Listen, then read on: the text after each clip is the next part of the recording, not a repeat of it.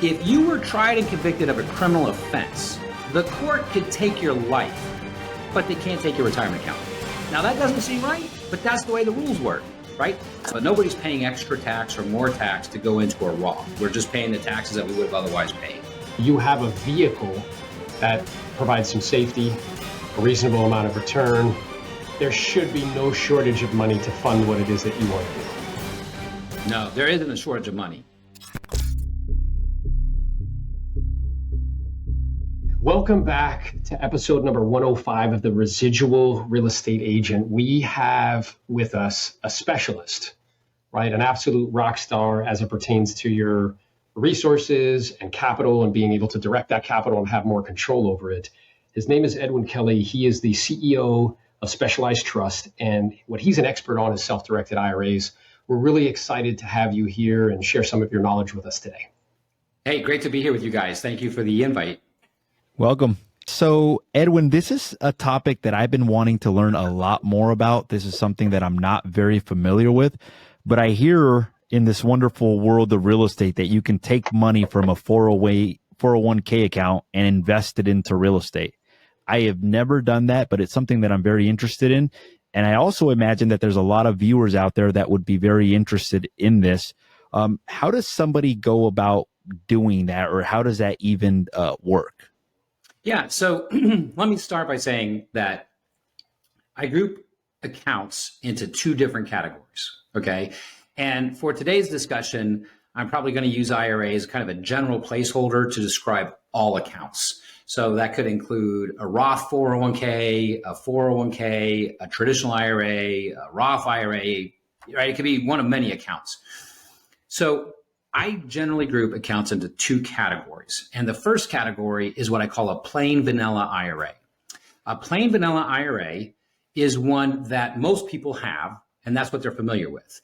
And you usually get that from the bank or brokerage that you deal with. And the reason why I call it plain vanilla is because that bank or brokerage who holds the account typically restricts you to investing in marketable securities. So things like stocks, bonds, mutual funds, and CDs, right? Typical traditional type of assets.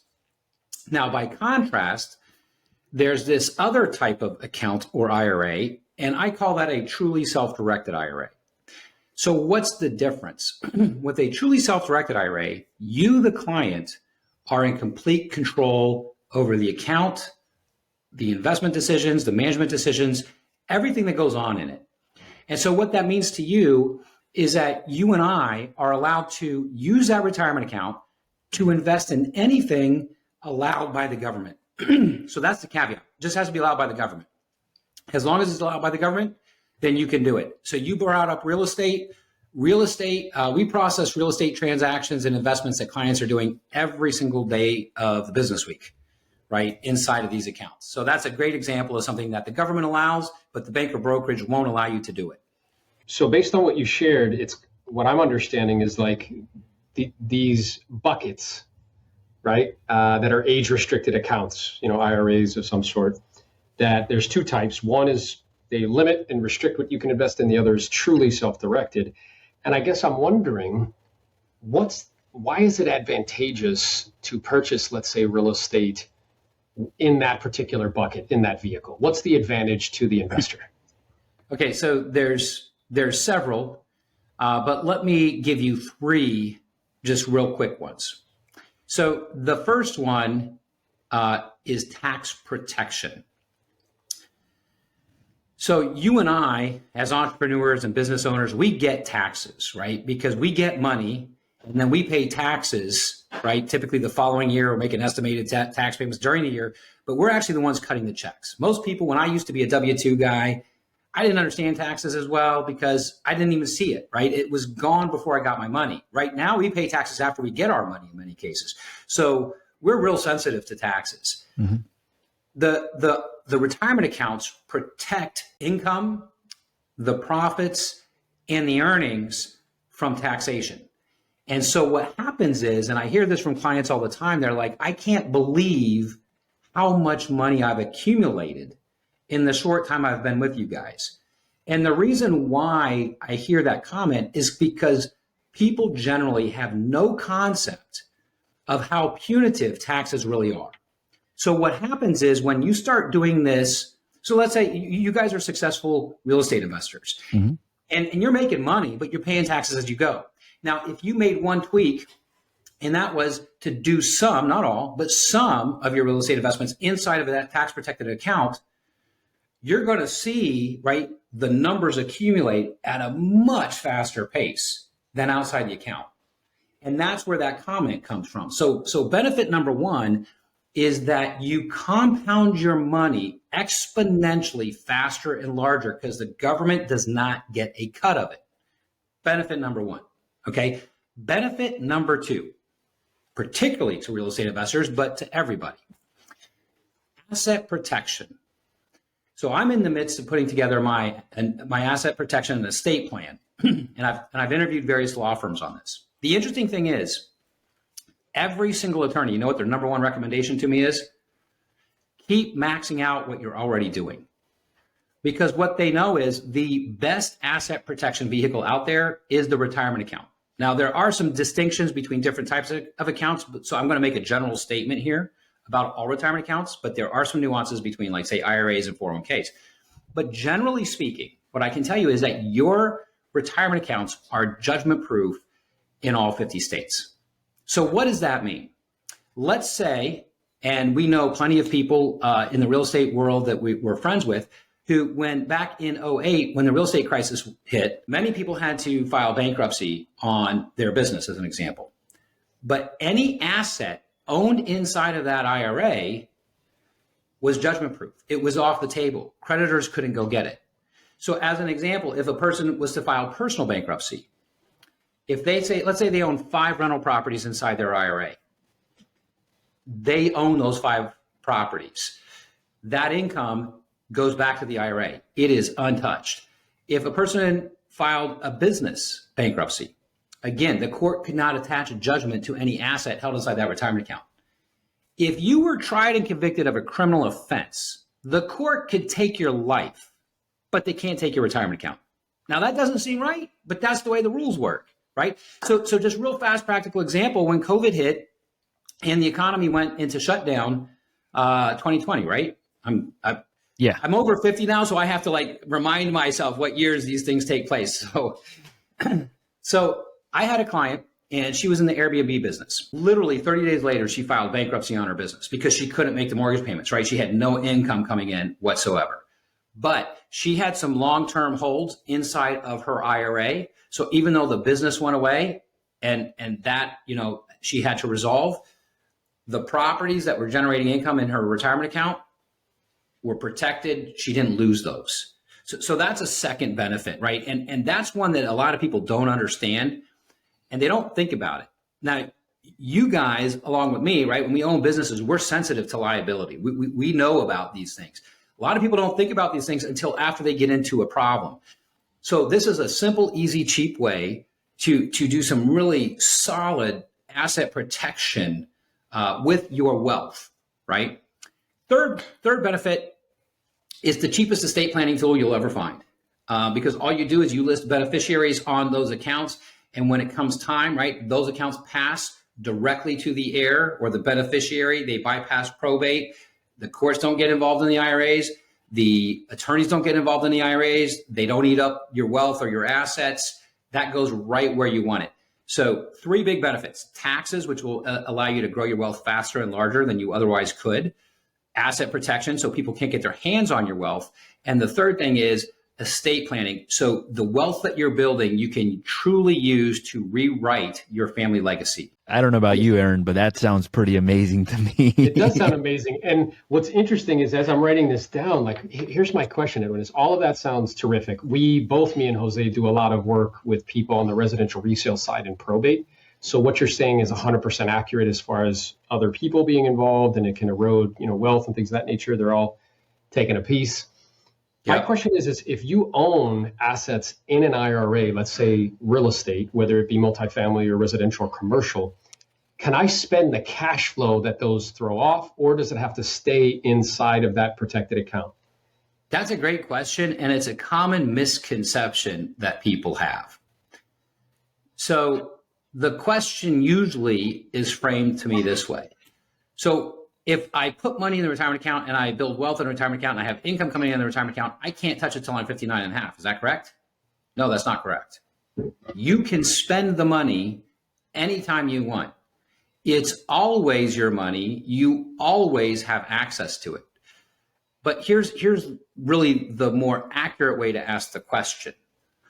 What is the tax consequence if I spend that money anytime I want, right?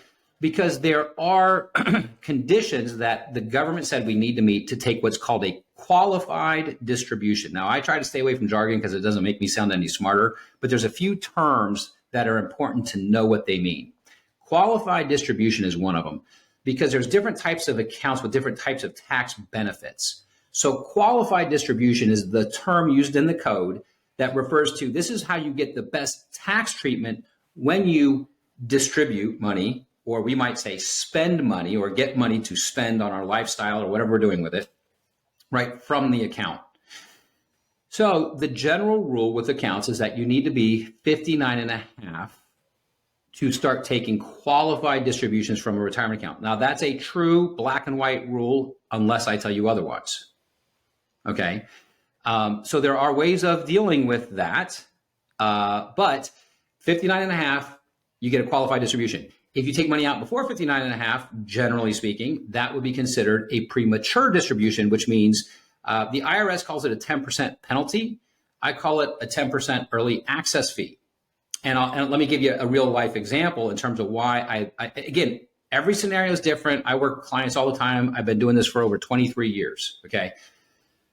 I had a client who booked a $4 million profit in a Roth in one single year.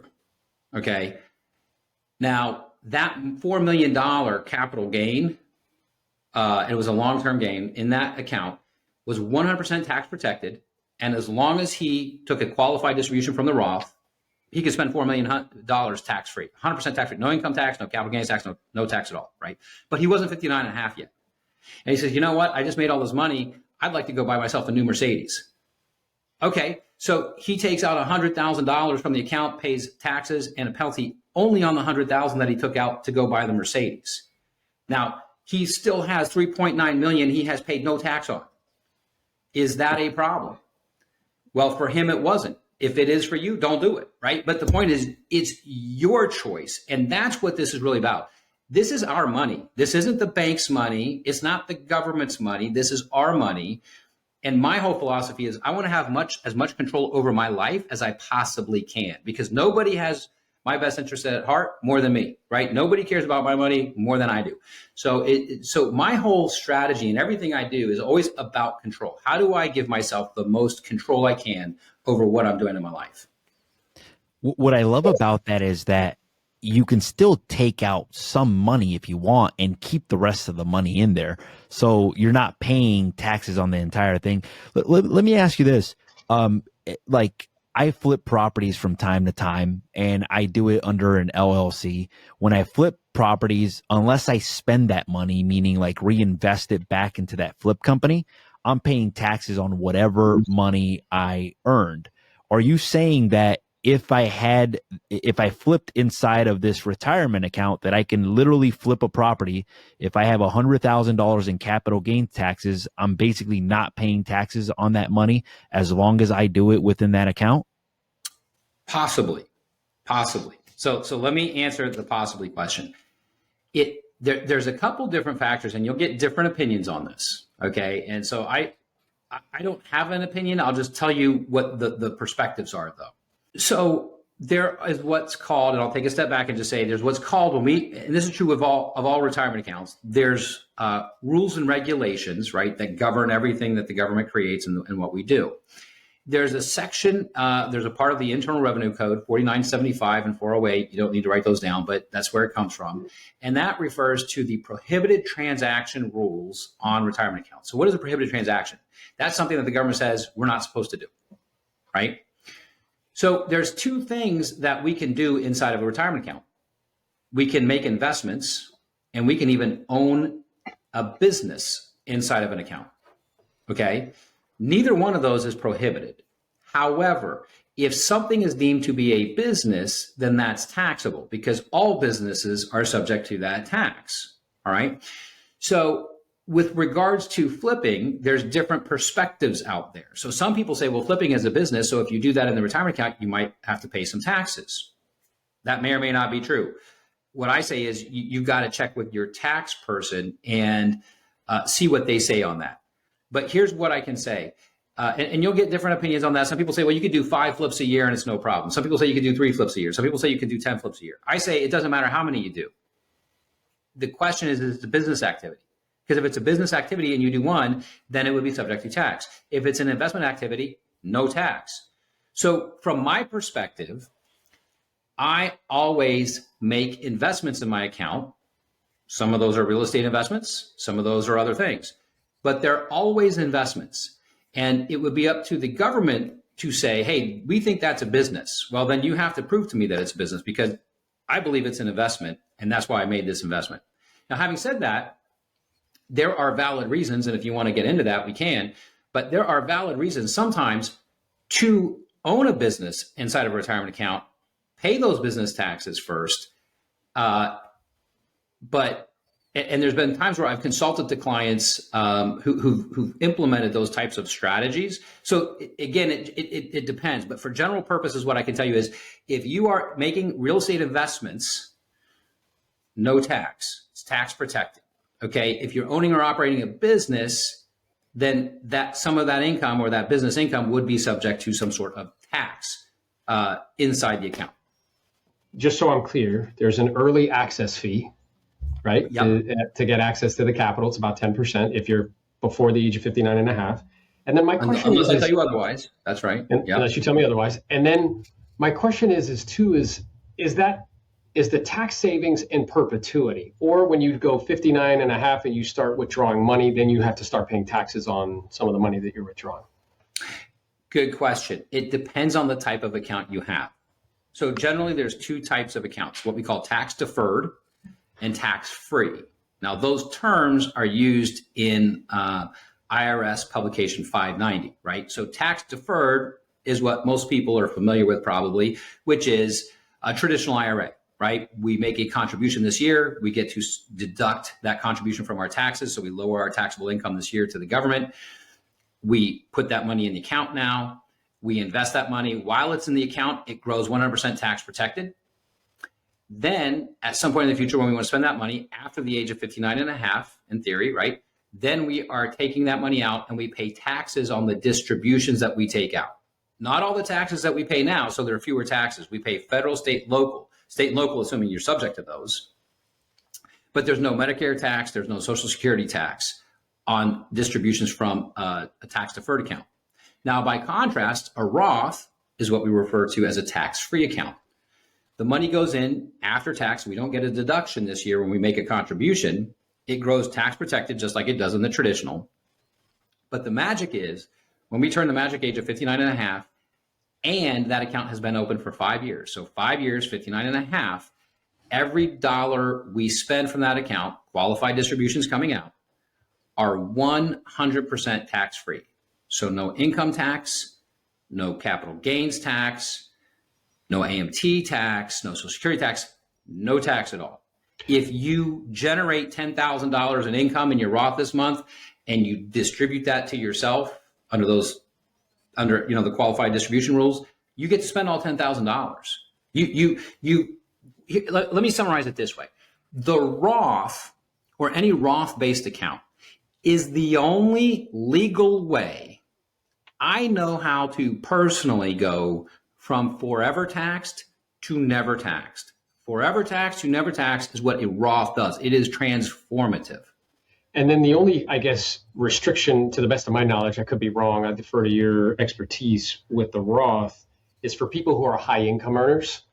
If they earn beyond a certain amount, I think it's like 180 grand a year, they don't have access to the Roth, correct?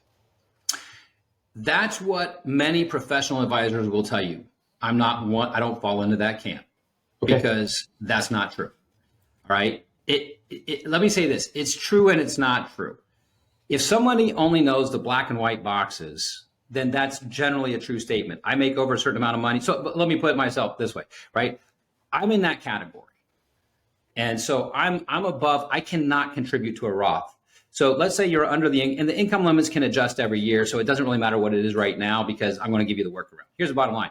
If you're under the income limit, you can directly contribute to the Roth, right? Meaning you take money from your checking account or your savings account, you deposit it in your Roth account. If you're over the income limit, right? This is my scenario. So I'm over the income limit. So what do I have to do?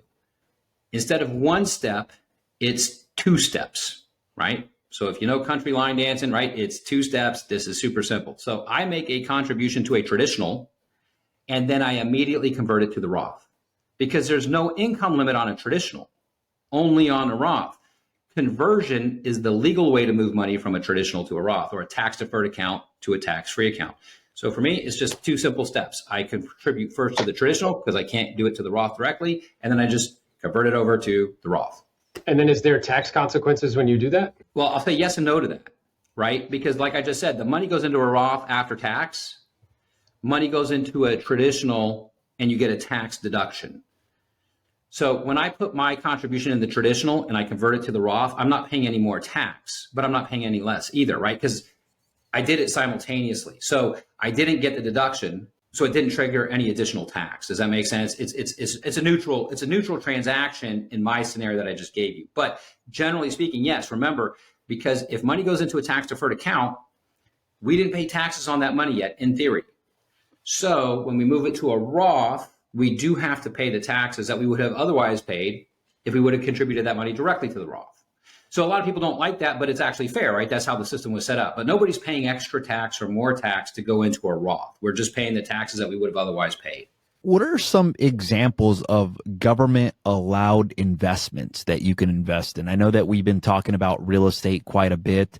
What would be maybe examples that some of your clients are currently doing or clients like to do, just for our viewers to get an idea of what is available to them? Sure. So the way I answer that question, when people say, well, what can I invest in? My answer, I usually give two answers. So my first answer is anything that you can imagine, right? My second answer is, well, whatever you're doing now, do it in a self-directed retirement account. But to get more specific, the question is like, okay, well, give me something more to go on. Like, what are examples of some things I can do?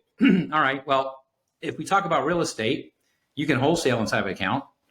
You can buy a rental property and hold it inside of an account, generate income from it. You could buy a property, fix it, and sell it, right, after improving the property. You can buy into a syndication, right, or a private placement and participate alongside other investors with your retirement account. So those are all examples of real estate plays, right? You can do commercial property. You can do single family. You can do vacant land. I have clients who are doing land banking inside their retirement accounts. So that's why I say if you can do it outside the account, you can virtually do it in. You can basically do it inside the account as long as we're doing it according to the rules, right? There's rules around it, but as long as we're doing according to the rules, right, we can do the same things inside the account, generally speaking, as we can outside. Another category of investments that we see a lot of clients invest in are notes, mortgages, deeds of trusts. So this is kind of one of the other ways that people use self-directed accounts.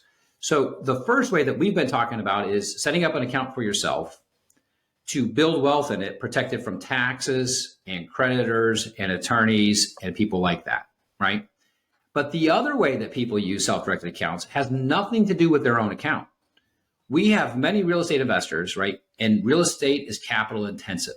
They need capital to acquire the property, to fix the property, to execute a business strategy on the property. And so what they'll do is they'll go out to other people, private investors, and use their retirement accounts to invest in the real estate project, right? So that's another way that you see it. So that's usually where the notes and the mortgages and the deeds of trust come from, because it's an investor who's actually managing the real estate transaction, and they're going out and borrowing money from other investors. So that's a second, I'd say, general category that we see. A third category are private businesses. So I'm actually acquiring a 4% stake in a startup business, and I am using my Roth to do that. I happen to enjoy businesses. I love businesses. I understand business, right? That's what I do. So my philosophy is I invest in what I know. I know businesses, and so I can look at a business plan. I can look at a marketing plan. I can look at the structure. I have a good feel for that. So I like investing in things like that. So I do private placements, private equity deals, things of that nature. That's another category. Here's another one: cryptocurrency. Right? Crypto gets a lot of attention. We have more and more clients investing in crypto through their self-directed retirement accounts, particularly in the last couple of years. Right? We've really seen an uptick in crypto investments. But the list goes on and on and on. I mean, I could mention physical precious metals. I mean, with the dollar being devalued, a lot of people like to put money in physical gold and silver as a hedge against inflation, or if they're sitting in cash, they don't want to be sitting in cash. They want to kind of hedge that. So they'll use physical precious metals. You can buy actual physical metals and hold them inside that retirement account. So when I say you can do virtually anything you can imagine, that's really what I mean, because the government doesn't tell us what we're allowed to do. They only tell us what we're not allowed to do. So if it's not on that not allowed to do list, we're allowed to draw the conclusion that we can do it. And then the only difference would be that if you're doing it repeatedly, it could be classified as a business as opposed to an investment, meaning you said wholesaling. But then we also talked about flipping as well, too, meaning if you do it 100 times, it could be deemed this is not an investment. This is a business or. Yeah. So on that point, and this is where we're going to kind of, you get into kind of splitting hairs a little bit. But as an example, if I did a real estate investment in my retirement account this year, I'm not in the real estate business, right? I don't flip properties. I don't wholesale. I don't do any of that, right? I own a trust company. My business is finance. And so if I did a real estate investment in that account, from my perspective, that's an investment. And if it got audited, the government could agree with me, or they could say, hey, we think it's a business and we think you should pay some tax on this transaction. But that's a different scenario than you're in, right? Because if, let's say you flip 10 deals a month, every single month, and then all of a sudden you turn 59 and a half and your business goes to zero and you're flipping 10 deals in a Roth, the government could argue in that case, well, wait a minute. All you did was move your business into this tax protected environment. You're still operating a business. And see, that's really what they're going after, right? And when I say they're going after, they're not actively going after these things from what we can tell. I mean, we haven't seen any audits really of any of these accounts at all. But the discussion that people have is around that. That's one of those topics that comes up. And so that's really what they're looking at. Did you move a business, or are you doing the business inside the IRA to evade taxes? Because it's not illegal to do a business inside the IRA. It's just taxable, right? And that's the distinction. If you're doing a note or a deed of trust, can you lend that money back to yourself? Good question. And the answer is no. So there's a few basic rules that we have to follow. But the big one when it comes to self-directing is called self-dealing. All right. So self-dealing is defined as 6 specific things that you cannot do between yourself and your retirement account, right? So I can't lend from my own IRA to myself or my business, as an example. I can't do that. Now, I could lend to yours, right? I can do that because you're not me. So I would be able to do that. Now, there's one exception, and this works for some people. In fact, it works for a lot of new investors, actually, honestly. But one of the most popular accounts that we've seen clients wanting to use and setting up in record numbers is a solo 401k. It goes by different names, but it's all the same thing: QRP, individual K, Roth 401k. But it's all basically the same thing. Okay, the 401k is the one account where you are allowed to personally borrow from that account. So for beginning real estate investors or people getting new into a new business, this is often something that they view as a huge benefit, because a lot of their cash that they've accumulated right over their lifetime, or their investable assets that they've accumulated over their lifetime, particularly if they came from the W-2 world, is sitting in that retirement account. So we move that into a 401k. They can use the money in that account to invest in real estate, do all kinds of things, but they also have the ability to borrow some of that money, and they can use that money right now in their business. It's like a personal line of credit or a business line of credit is how I explain it. So again, it comes back to what kind of account you have. So IRAs, you can never borrow from. 401ks, there is a provision for that. Yeah. Do you remember, Jose, when we had Henry on the podcast? That's how he did his first real estate transaction. Is he borrowed from his wife's 401k the money that he needed in order to do the deal? Yeah, that's awesome. Yeah, that's pretty common, and so we help clients set that stuff up all the time. But yeah, it's pretty common. So it's a beautiful way, because the great thing about the 401k, which is one of my favorite accounts for people who qualify for it, there's a lot of reasons why it's my favorite account to self-direct, but one of those reasons is that you've accumulated this money. You can use the money in the account to build for tomorrow, but you also have access to your money today very easily, right? So it really gives you the best of both worlds. If you're looking for the most flexibility and control over your money, that's one of the ways to get it. What does the process look like? Like, for example, I have a 401k account. I have an ADP account. If I wanted to go self-directed on that, what would that process look like? And can I even do that? Because I've heard, oh, you can't do it because of this, or will I be taxed on it as well too if I do that, or how does that work? Great question. So self-directing is a pretty simple 3-step process. All right. I call this my triple D, right, process. So triple D, first D, right, is decide. The moment you decide that you want to have more control over your money, that you want to make your own decisions, you feel that you can do better investing in what you know, that you deserve more, your family deserves more, the government deserves a little less, right? Then at that moment you decide that, you're deciding to set up a self-directed account. It takes 10 to 15 minutes to set it up. You can do it online, right? We have reps who do that with clients right online, right? It's DocuSign, and so the account is established. That's step number one. Decide, establish account. Second D, right? Deposit. Now that you have the account, you need to have some money in there to work with. So the way we deposit money, there's 3 ways to deposit money into a retirement account. The first one is a contribution, which we just talked about, right? Every year, most of us are eligible to make a contribution to a retirement account. So we just take the money from our checking or savings account and we deposit it into our IRA account. The second way is what you're asking. Well, I'll get to that in a second. It's really going to be my third way.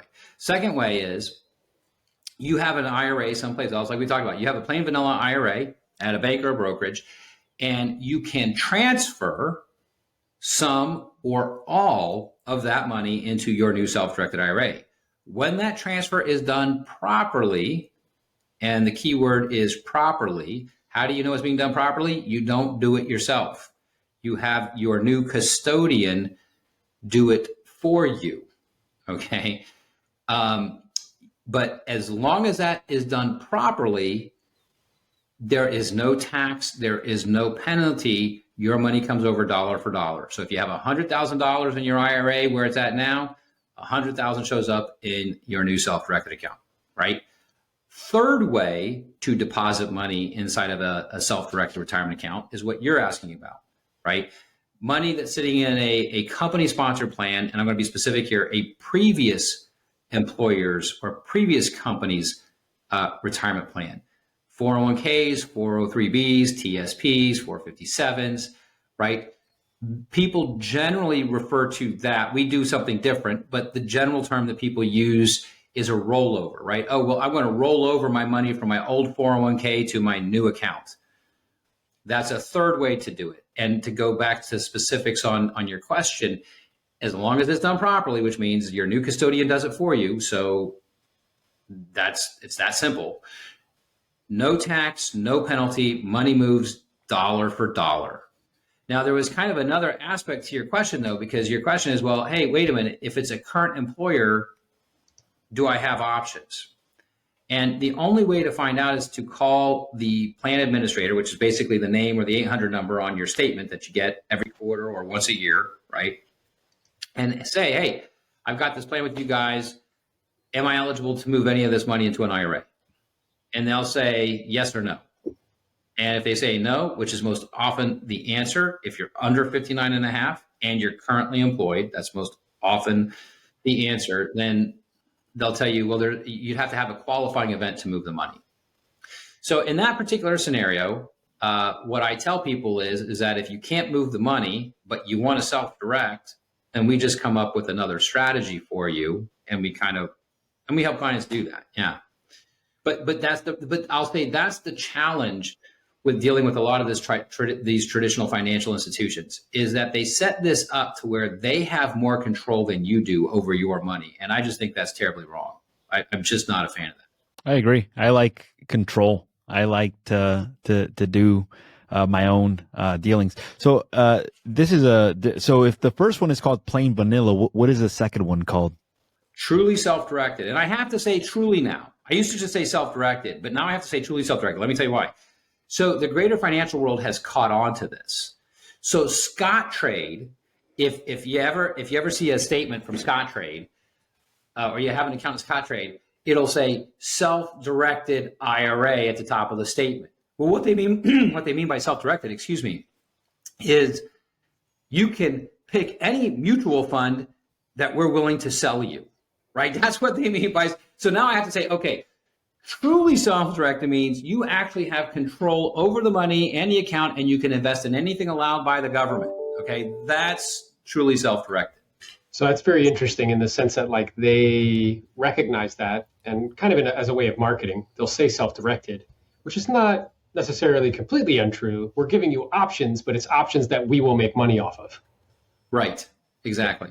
And then just for our viewers to kind of get a better understanding of this, there are real estate investors out there that are really good at finding deals but have a shortage of money sometimes. So what they do is they help people take more control of their money and invest in notes or first trust deeds.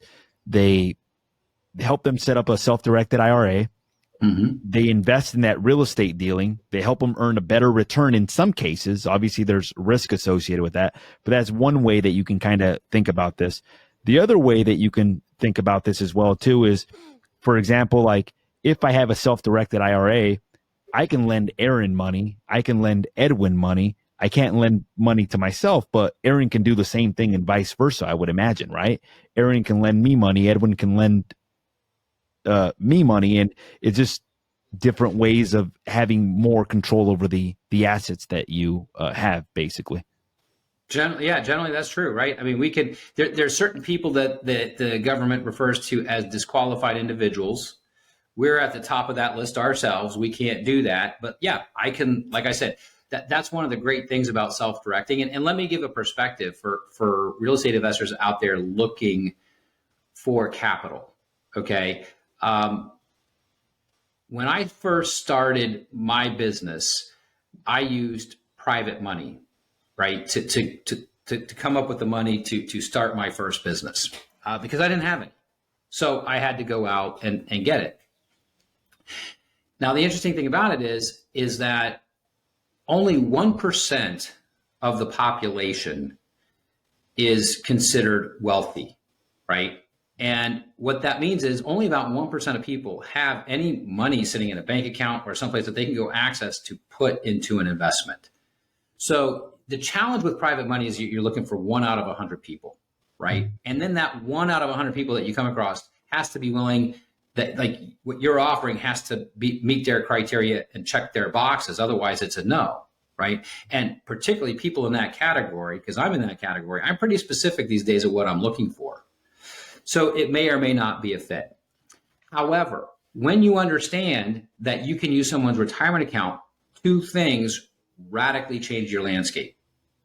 The first thing is that 7 out of 10 Americans, adults, have a retirement account. So you went from 1 in 100 to 7 out of 10 people all around you that have a retirement account. That's the first thing that's true. The second thing that's true is that there's over $32 trillion, that's trillion with the T, in retirement accounts right now. So if you're looking for capital, you got to go where the capital is.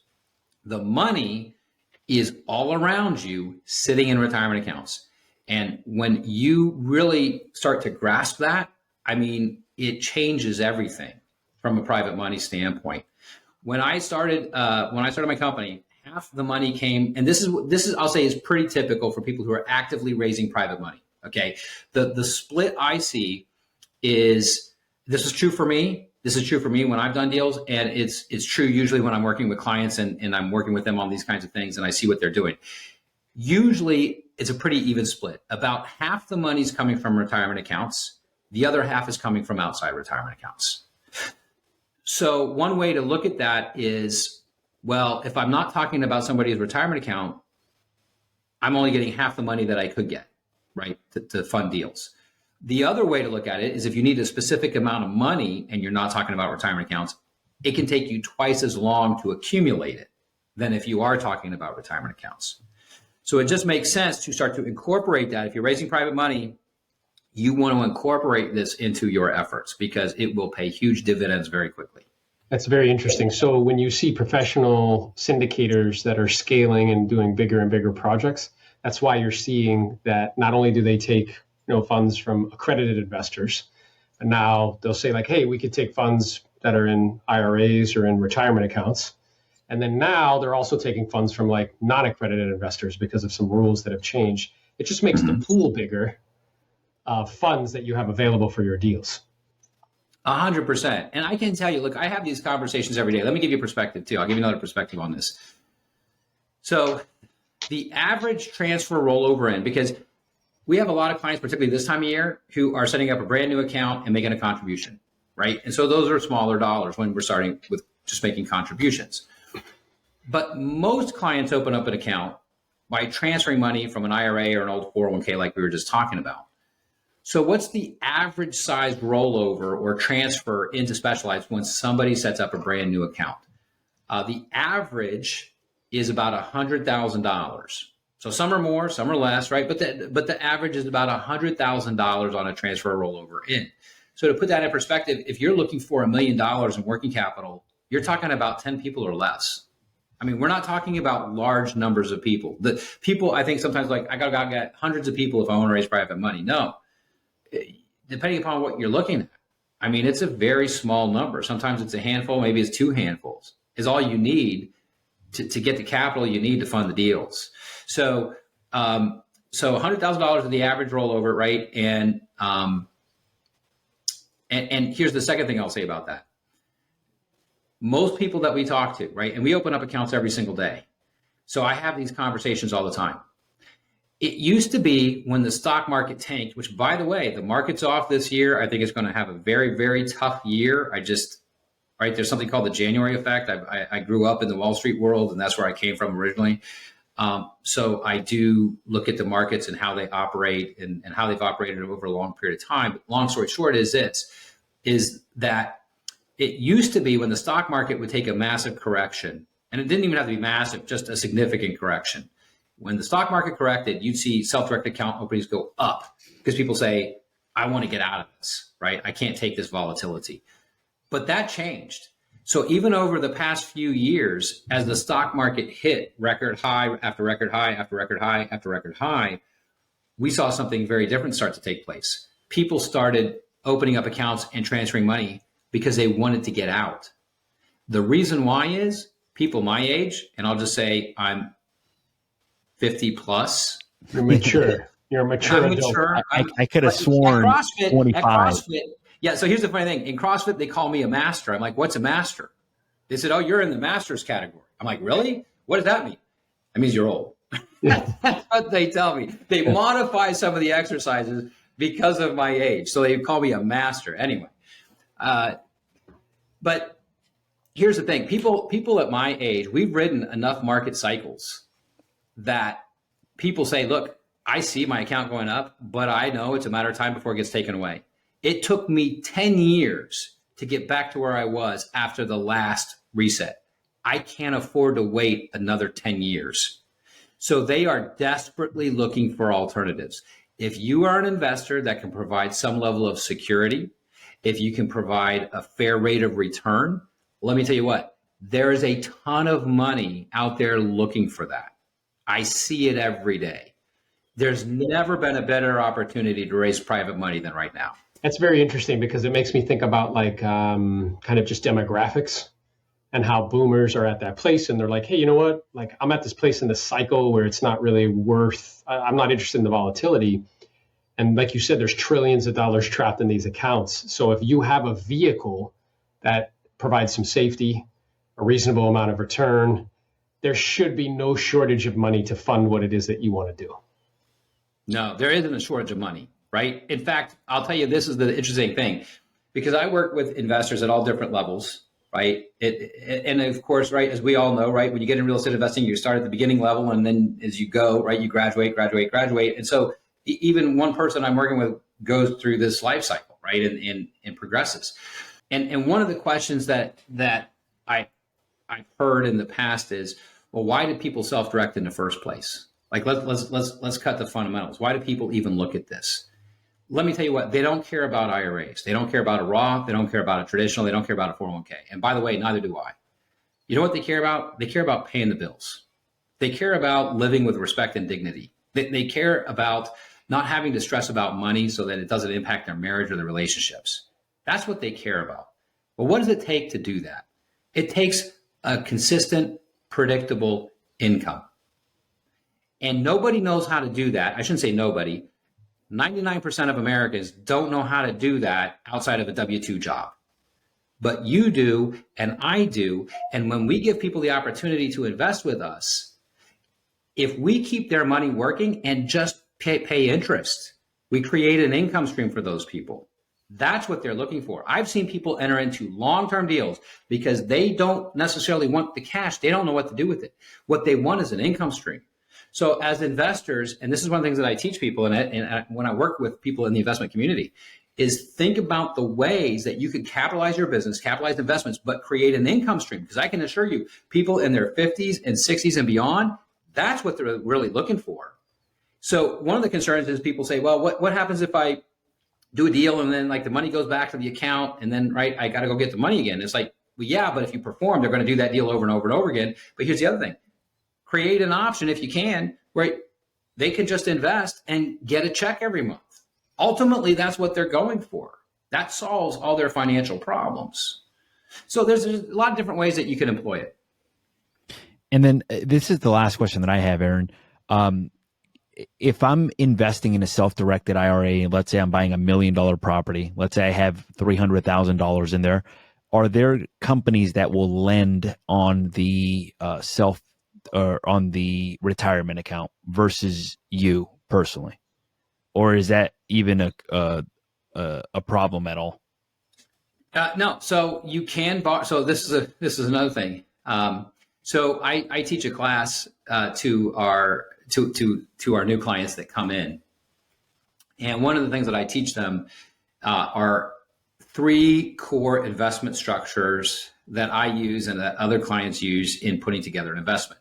So the first one is an outright purchase, meaning if I want to buy a property and it costs $100,000, I have $100,000 cash in my account, it's cash for keys, right? That's an outright purchase. The second way, though, people can do it is through what's called a partnership, or this is what I call it anyway, a partnership or a JV, joint venture. You can partner multiple accounts or an account with an entity or a person or whatever, and it can partner and bring some of the money and own a part of the investment. Third investment structure is what you're asking about, Jose, and that is you can use money in the account as a down payment and borrow the rest, leverage, right? So that's the third investment structure. There are some rules around how to do that, but yes, we have clients who buy real estate and borrow to buy it inside of a retirement account. And I'll just say, for people who are comfortable with leverage and people who understand the real estate investment that they're making, I happen to love that strategy inside of a self-directed retirement account. And here's why. If I have enough cash to, again, just to illustrate the concept, if I have enough cash in my account right now to go buy one property, And that's what I do. I've got one property that's spinning off rental income that I can't even use right now, right? I'm not taking the money. It's going to be 10 years from now. So why do I want all my cash and equity tied up in one property? I'd rather take my money and divvy it up and acquire as many properties as I can finance, take the rental income to pay off those properties so that 10 years from now, when I want to spend the money, my income is that much larger. And the way you get there, one way you can get there is through leverage. So I love that strategy inside a retirement account because most people who are doing this when they're starting is to get ready for that day. They're not at that day yet, right? So this is a way to quickly build assets and generate a larger future income. I don't have any more questions. Do you, Aaron? No, I mean, just a takeaway. Like what I'm aware of is I read a book a little bit ago called Machines, Platforms, and Crowds. And it was talking about how those three things are converging to radically change commerce. And it said that the people in the future who will be able to, and even currently now, I believe, that'll really thrive is people who can, one, interact creatively with technology, which was what we're doing. Two is people who are rock stars in their industry, which Edwin clearly is, Jose is, I am. The third one is they have access to capital. Because what's going to start to become available, which is already starting to happen, is through joint ventures or through syndications. As an individual, you're getting access to things that used to only be reserved for a very, very, very small percent of the population. And in the right vehicle, which Edward can help you with, whether it's an IRA or things of that nature, you'll also get tax advantages. So, I mean, it's really exciting time to kind of be alive and be participating in what's available to us. Absolutely. 100% agree with that statement. How would people get in touch with you, Edwin? Yeah, so the best way to do it is right now, I recently, I've written a couple books and I'm giving away my latest book for free right now on our website. So if you're interested in learning more about self-directing, best way to do this is, so I created an offer and it's a free offer for anybody who would like to take advantage of it. You go to our website, which is specializedtrustcompany.com. And you'll see an offer there for a free strategy session with one of my specialists, along with my book offer. You just fill out that form on the website.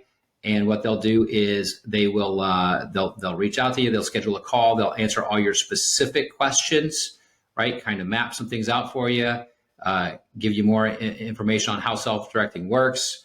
And then you have the information to kind of decide, right, where you want to go from there. Awesome. Great. Well, on behalf of Aaron and myself, I want to say personally thank you for taking the time to be on. This is episode number 105. We had Edwin Kelly with Specialized Trust Company. For our viewers out there, if you have not subscribed to the channel and you love this information, make sure to hit that subscribe button. Also, if you feel that this episode will help a friend or a family, make sure to hit that share button. Aaron? Yeah, we appreciate you taking the time to be here with Edwin. You're definitely a master in this particular realm. I'm sure in CrossFit too. But yeah, we appreciate you taking the time and look forward to staying in contact in some form or fashion. Absolutely. Well, thanks so much for having me, gentlemen. I really appreciate it. Really enjoyed talking to you. So thanks so much. Thanks, Edwin.